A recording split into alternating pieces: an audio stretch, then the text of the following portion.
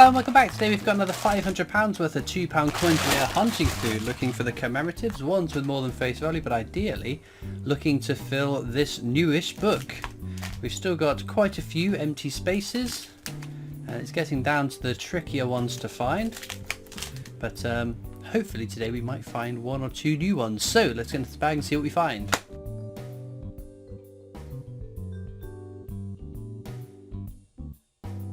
Into bag number one then. So there we've got technologies, the definitive design up to 2015. There are some years lowered where there was less minted than other years, but none that are low enough I think that they're worth keeping. Brunel's portrait there, one of two Brunel £2 coin designs. Both of those fairly common coins though, so we'll pop that on the top row. Speaking of common coins, there's the VE Day Anniversary, the most common commemorative £2 coin out in circulation currently. Obviously you never know, we may get some more common commemorative £2 coins in the future.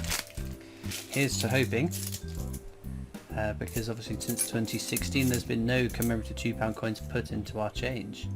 DNA double helix there, that's a fairly common coin, but I do like that design. It's a very pretty one, isn't it? Nothing else in that bag though, but no, it looks like the second Star Wars coin is coming out imminently on Monday. There's the VE Day Anniversary again. It's one I'm quite excited for. Ooh, Army Centenary. So we checked for the rotation error on this one. Nope, because it's a 2016 coin. Check the edge inscription for King and Country. That is unfortunately again how it should be. Oh, we've got to do this again. I won't talk you through because you know what we're looking for now. The rotation error is because some people have said that there are rotation error versions of that coin out there. Not that I've found one, but worth checking I think. Brunel's achievement, the archers at Paddington Station. That's both Brunel coins come across now. And this is Lord Kitchener. He is a fairly common coin, but on the obverse, the head side of the coin, at the bottom it should say £2.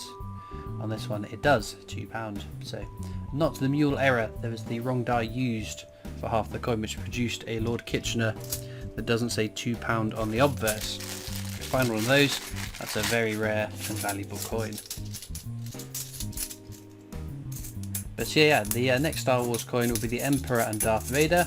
We have seen images of what it's going to look like, because you could pre-order the full set, and they showed us what the rest of the coins are going to look like. I am very, very excited for it, because I always like the baddies in Star Wars a bit more than the goodies, so to have Darth Vader on a coin is very exciting.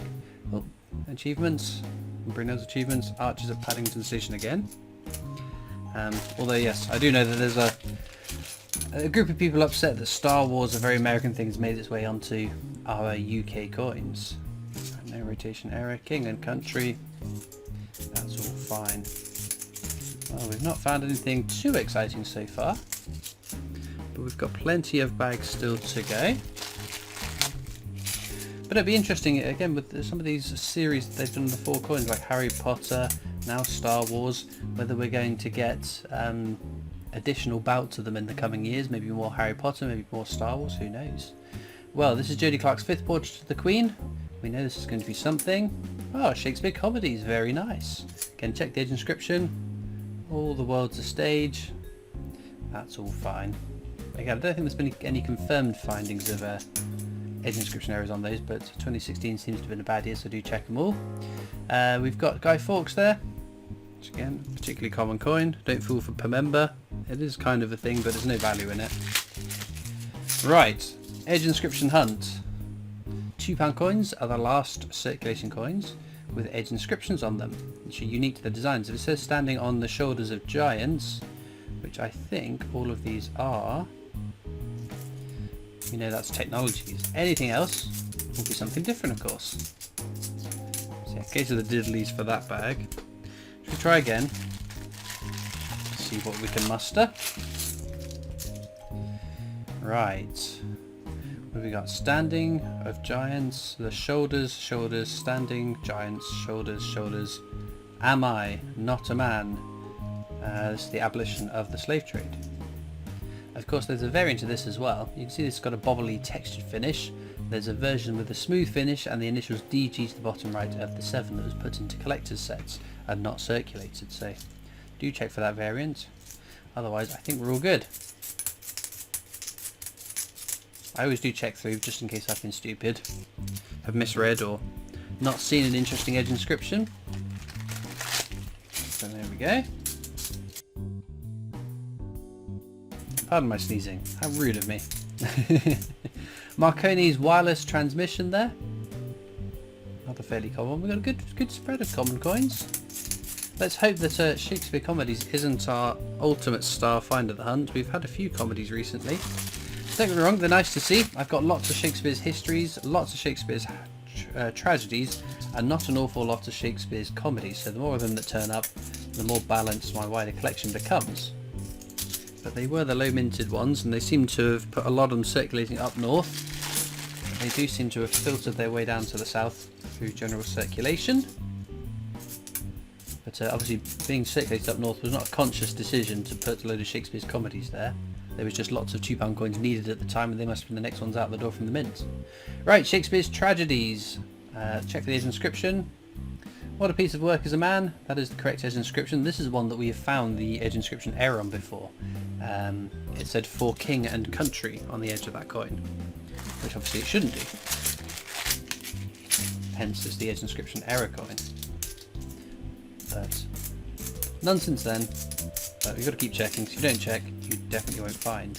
I will of course be checking for rotation errors, double die obverses, edge inscription errors on the rest of the coins, but I'll do that at the end of the video, because otherwise we'll be sat here for hours. Me checking the edge inscription rotation of every coin as it comes, and still trying to talk. I can multitask to an extent, but not that much, I'm afraid. Also, what's just been released, it's not too exciting for many, but it's the sixpence. Kind of surprising. I mean, sixpences are sort of a traditional sort of wedding, used in weddings, and they've previously had Royal Mint wedding sets. But being released this late in the year, I don't think there's many 2023 weddings that are going to get much use out of them. Another Shakespeare's comedies, All the World's a Stage. That's fine. So I do feel bad for any coin collectors who have had their wedding earlier in the year. And oh dear, my stacks of technologies have all fallen over. Right, there we go. It's just easier to keep them all stacked up in the same orientation, so that it's so easy just to flip through them, checking for all the errors that we look for, because they do turn up from time to time. It's been a while though, I can't recall the last rotation error or double die obverse we found on those technologies, but I keep saying if you don't look, you definitely won't find. So no, I've ordered myself a silver sixpence. I think I bought the Christmas one last year with the Queen on it.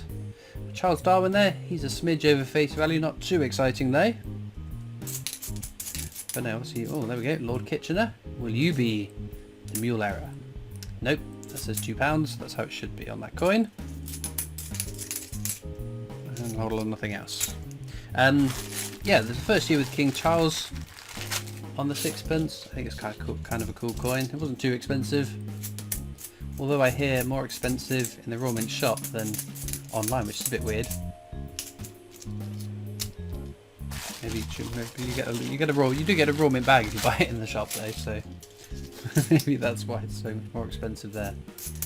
But the next Royal Mint trip is rapidly coming up. We've got the VE Day anniversary there.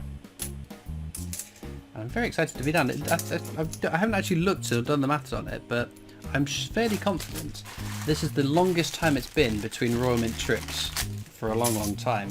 There was especially in 2019 a period, I think it's sort of the middle to the end of 2019, where the strike your own was changing at quite a frequency. But obviously it hasn't changed.